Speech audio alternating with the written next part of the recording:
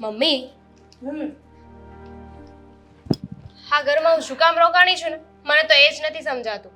કેમ વળી શું કામ રોકાણી છે એટલે આ તું કોને કહે છે? મને કહે છે કે કहीं पे नहीं गए कहीं पे निशाना? એવું જ કંઈ. આ જોવો ને, ભાભી એમના કામમાં હોય, હા તમે તમારી પૂજા ભક્તિમાં, મંદિરમાં. અમુક લોકો તો બસ છાપું વાંચવામાં જ હોય. હા તો તું એવું ઈચ્છે છે કે હું પેપર ન વાંચું એમ? એવું જ કંઈક. હા તો લો બસ આ શાંતિથી બેસી ગયો. જણાવો શું તકલીફ પડી રહી છે તમને આ ઘરમાં? આ લગ્ન કર્યા પછી તમે તો છે ને સાવ બદલાય જ ગયા છો. હા મમ્મી દામિનીનો સ્વભાવ તો જુઓ. હા લગ્ન પહેલા કેમ રહેતી હતી ને હવે જુઓ. અને તું તું શું કરે છે? આ લગ્ન પહેલા મારી સાથે કેવી રીતે રહેતો હતો અને હવે જો બસ જ્યારે જો ત્યારે કામમાં જ પડ્યો હોય છે. અરે એવું નહીં કે બેન સાથે 5 મિનિટ બેસું, એની સાથે વાત કરું. આ લગ્નને 6 મહિના થઈ ગયા છે. હું આવી બીજી વાર, પણ તું ના આવ્યો મને મળવા. હા બેન એમાં એવું હોય ને કે જો હું તને મળવા આવ્યા કરું ને તો તને આ ઘરની યાદ આવે, અમારી યાદ આવે, અને પછી તું ત્યાં તારું મન ન લગાવી શકે એટલા માટે હું નથી આવતો.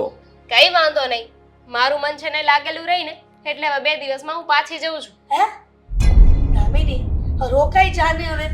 અહીંયા રહીશ હું તો મને તમારા બધાની યાદ આવશે કે નહીં? પછી મારું મન મારા ઘરે નહીં લાગે. હા જવા વાળાને કોણ રોકી શકે? હે આદિ એવું શું કામ બોલતો હશે?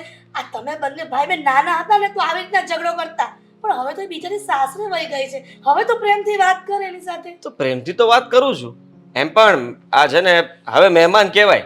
મહેમાન થોડા દિવસ સારા લાગે પછી આ છે ને રોકાવાના બાને મહિનો દિવસ ધામા નાખે ને એ વસ્તુ ખોટી કહેવાય. હવે તને નડે છે ને હું અત્યારે જ જતી રહું. એટલે એમ નથી કહેતો.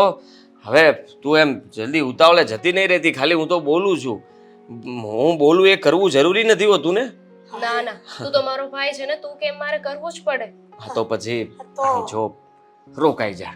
હા રોકાઈ જાને. અને સાંભળ, આ 2 દિવસમાં જવાનું કહે છે, આનું કઈ નક્કી નહીં હો. આનું તો મગજ જેવું ફટકે ને એવું નીકળી હોતે ને જાય.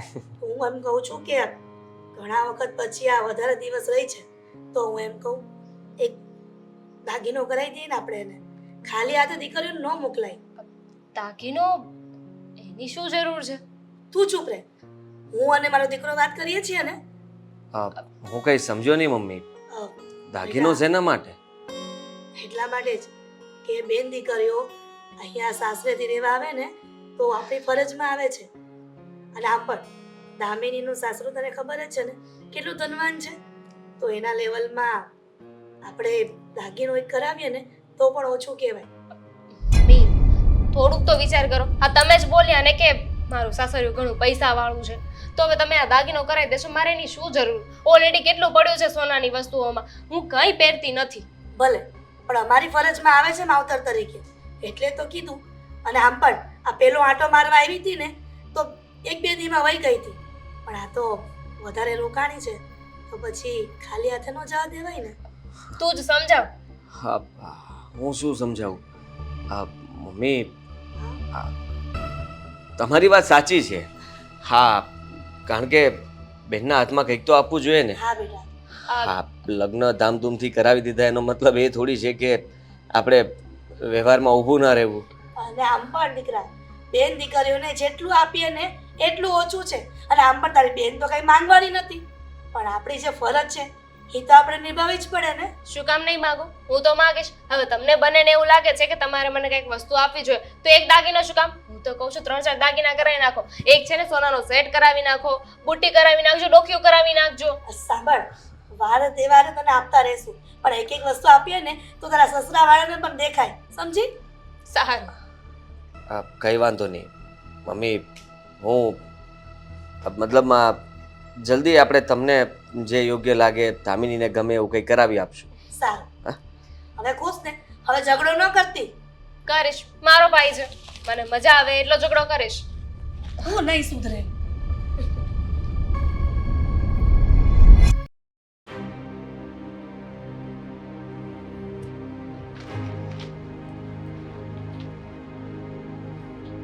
તમે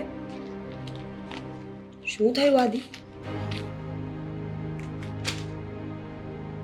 મમ્મી શું મમ્મી? બહાર બેઠા હતા તો મમ્મી કહેતા હતા કે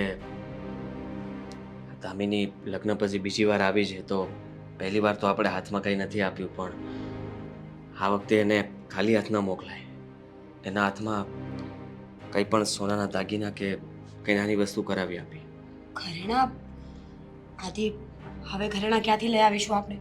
ઓલરેડી બધા જ ઘરેણા વેચાઈ ગયા છે. ઘરમાં એટલા પૈસા પણ નથી. અને સોનાનો ભાવ કઈ ઓછી કિંમત છે સોનાની? એક તોલું સોનું લેવું હોય ને તો 50 વખત વિચાર કરવો પડે એમ છે અત્યારે. મેં બધું પ્લાનિંગથી ગોઠવ્યું હતું. હા, સામેવાળા લોકો બહુ રૂપિયાવાળા હતા એટલે મને થયું કે આપણું નીચું ન બતાવવું જોઈએ. બેનના લગ્ન ધામધૂમથી કરવા છે, પપ્પાની ગેરહાજરી છે અને બેનને એમ ન થવું જોઈએ કે ભાઈએ મારા લગ્નમાં કચાશ રાખી. આદિ, આ લોન લઈને મેં એવું વિચાર્યું હતું કે બેનના લગ્ન પણ થઈ જશે અને હું હપ્તા સમયસર ભરી દઈશ ને. પણ મને નહોતી ખબર કે માર્કેટમાં મંદી પણ આવશે. આદિ, હર વખત સમય આપણી બાજુ ફેસલો આપે એવું જરૂરી તો નથી ને. તમે હિંમત ના હારો, બધું ઠીક થઈ જશે. ઠીક થઈ જશે. અને રહી વાત આ ઘરેણાની, તો મમ્મીને સચ્ચાઈ કહી દો ને કે તમે લગ્નમાં કેવી રીતે ખર્ચો કર્યો છે, ના ના, કેવી રીતે. બિલકુલ નહીં. તું વિચાર કર કે મમ્મીને જો હું બધી વાત જણાવી દઈશ કે મેં આ ઘર ઉપર લોન લીધી છે અને બેનના લગ્ન કરાવ્યા છે, તારા ઘરેણા પણ વેચી નાખ્યા છે, તો ઉલટાના મમ્મી ચિંતામાં આવી જશે અને હું મમ્મીને ટેન્શન નથી આપવા માંગતો. હા હા, સમજી ગઈ તમારી વાત કે તમે મમ્મીને કોઈ ચિંતામાં નાખવા નથી ઈચ્છતા, પણ તમે એ તો વિચાર કરો, લોનના હપ્તા, ઘરમાં કંઈ રહ્યું નથી, એકલો વ્યક્તિ કેટલેક પહોંચી વળે આદિ, અને આજ નહીં તો કાલ. સચ્ચાઈ તો કહેવી જ પડશે ને મમ્મીને. હું વાત કરું, ના હું ના, કહું. તારે કઈ વાત નથી કરવી. હું કંઈક કરું છું. આ થોડા ઘણા રૂપિયા બહારથી લાવીને કરી આપીશું. આદિ, કેટલા રૂપિયા બહારથી લઈ આવશો? તમે સમજવાની કોશિશ કરો. હવે એવી હાલત નથી આપણી કે આપણે બહારથી રૂપિયા લઈ આવીને પણ પૂરું કરી શકીએ. વ્યાજે પૈસા લઈને રાજા ન થવાય, પાછા તો આપવા પડશે ને. હું સમજુ છું, પણ સમજ કે આ બીજો કોઈ રસ્તો નથી મારી પાસે. હું મારી બેનને પણ દુઃખી જોવા નથી માંગતો. એને પણ ખબર પડશે કે ભાઈએ મારા માટે થઈને આટલું બધું કર્યું છે તો બિચારી એ પણ કંઈ. ના ના, દામિની બેન બહુ સમજદાર છે.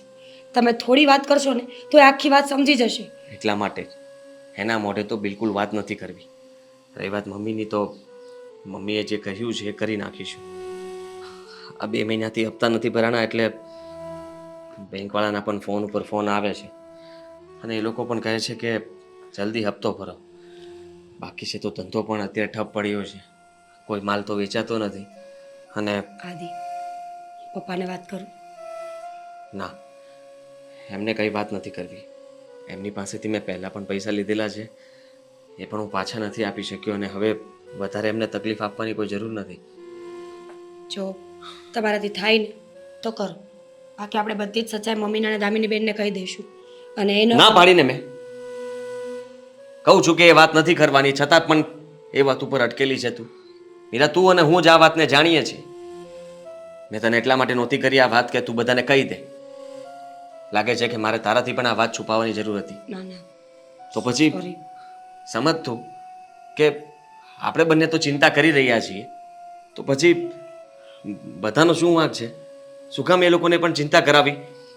તમારી ચિંતા કરું છું, બાકી તું મારી ચિંતા નહીં કર.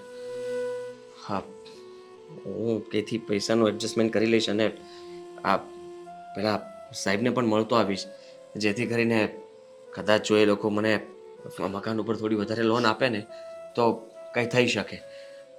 આ બધું જ અટવાઈ ગયું છે. સારું કે મેં વિચાર્યું હતું કે અલગ ને થઈ રહ્યું છે કે અલગ. આ મિડલ ક્લાસ લોકોની લાઈફ જ આવી હોય છે.